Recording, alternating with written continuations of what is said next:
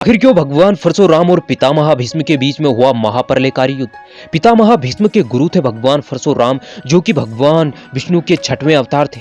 आखिर इनका युद्ध कितने दिनों तक चला और क्या था इसका परिणाम और क्या था इसका कारण, दोस्तों यहाँ जानने के लिए पूरा वीडियो देखें। दोस्तों आप देख रहे हैं पौराणिक कहानी 18 उद्धव अग्निहोत्री की आवाज में।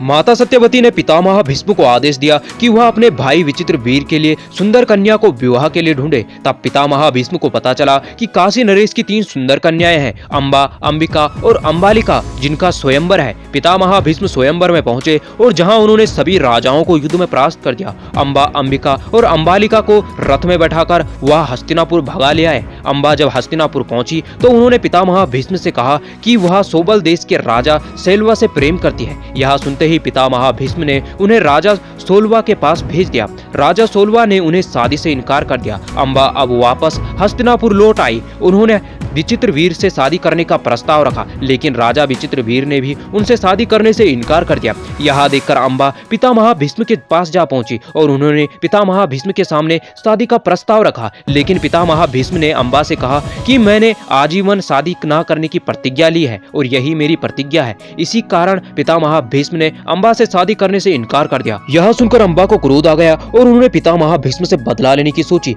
तब वह भगवान परशुराम के पास पहुंचे, जो पितामह भीष्म के गुरु थे। उन्होंने भगवान परशुराम को सारी बात बताई। यह सुनकर भगवान परशुराम को लगा कि अंबा के साथ में सच में अन्याय हुआ है। इसीलिए उन्होंने अपना फरसा उठाया और अपने धनुष बाण को लेकर हस्तिनापुर युद्ध के लिए निकल पड़े।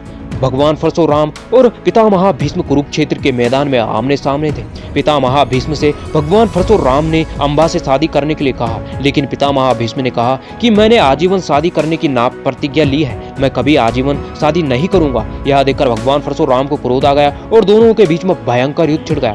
दोस्तों पितामह भीष्म को यह वरदान था कि वह अपनी इच्छा के अनुसार मरेंगे। उन्हें अपनी इच्छा मृत्यु का वरदान था और वहीं भगवान परशुराम भगवान विष्णु के अवतार थे और वह दोनों के बीच में भयंकर युद्ध छिड़ गया। दोनों में हार जीत किसी की निश्चित नहीं थी। उनके दोनों के बीच में भयंकर युद्ध छिड़ रहा था और दोनों के बीच में दिव्यास्त्रों का प्रयोग हो रहा था। इन दिव्यास्त्रों के प्रभाव से समस्त संसार संकट में पड़ गया था और सभी देवता भगवान परशुराम और पितामह भीष्म के सामने प्रकट हुए और इस युद्ध को खत्म करने का आग्रह किया और सभी देवताओं के आग्रह करने पर यह युद्ध समाप्त किया गया। निरंतर यह युद्ध 24 दिनों तक चला था और देवताओं के आग्रह पर यह युद्ध समाप्त किया गया था। दोस्तों अगर वीडियो अच्छा लगे तो कमेंट और लाइक, चैनल को सब्सक्राइब जरूर कीजिए।